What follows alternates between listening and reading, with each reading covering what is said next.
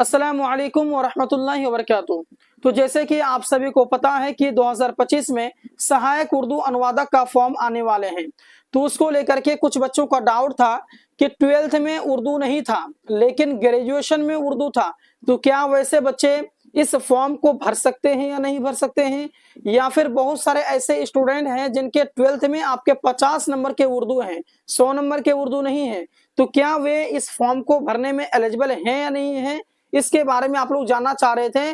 तो आप लोगों को ये संपूर्ण जानकारी मिलेगी और 100% सही जानकारी मिलेगी। इस वीडियो को आप लोग पूरा देखिएगा।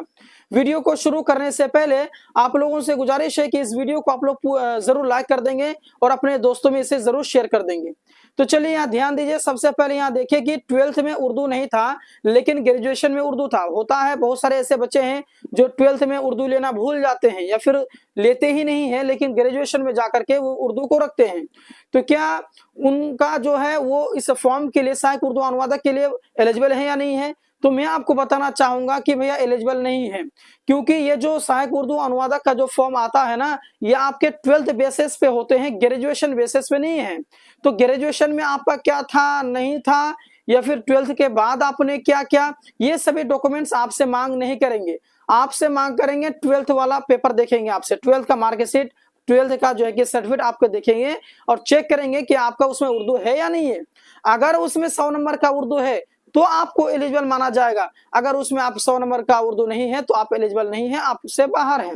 लेकिन अगर आप बोलेंगे भाई मेरा ग्रेजुएशन है, मैं ग्रेजुएशन वाला पेपर लगाऊंगा, ग्रेजुएशन में सहायक उर्दू अनुवादक, तो ऐसा नहीं होता है। आपका 12th का पेपर दिखाना ही होगा, दिखाना ही होगा, जो इसके अलावा कोई और चारा नहीं है। तो उसका कैंसिल हो जाएगा भैया, उसका नहीं होगा, किसी भी हालत में नहीं होगा। उसके बाद जो दूसरा जो प्रश्न है कि 12th में 50 नंबर का उर्दू है। बहुत सारे ऐसे स्टूडेंट हैं जो 12th में 100 नंबर का उर्दू नहीं रखते हैं, वो जो है कि 50 नंबर का उर्दू रखते हैं। तो क्या वैसे बच्चे जो है सहायक उर्दू अनुवादक का फॉर्म जो 2025 में आने वाला है, क्या उसमें एलिजिबल है? तो मैं बताऊंगा भैया उसमें भी एलिजिबल नहीं है, बल्कि जो साफ साफ जो नोटिफिकेशन में लिखा हुआ था 2019 वाला में कि उसमें आपके 100 नंबर के उर्दू होने ही चाहिए किसी भी हालत में।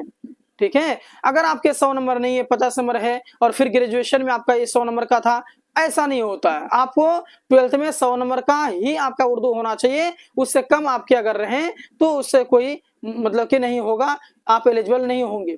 ठीक है, दोनों सूरतों में ये जो दोनों प्रश्न हैं, इन दोनों सूरतों में आप एलिजिबल नहीं होंगे। ठीक है, उसके लिए 12th में आपके 100 नंबर होना ही चाहिए। अगर आप 12th में 100 नंबर नहीं है लेकिन अगर मदरसा बोर्ड सब किए हुए हैं, मौलवी है ना, तो आप एलिजिबल हैं, आप भर सकते हैं, कोई इशू की बात नहीं है। आई होप आपको संपूर्ण जानकारी मिल गई है।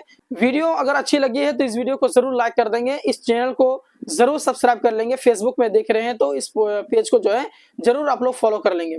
मिलते हैं एक और क्लास के साथ में, एक और वीडियो में। तब तक के लिए धन्यवाद। अस्सलाम वालेकुम वरहमतुल्लाहि वबरकातुहू।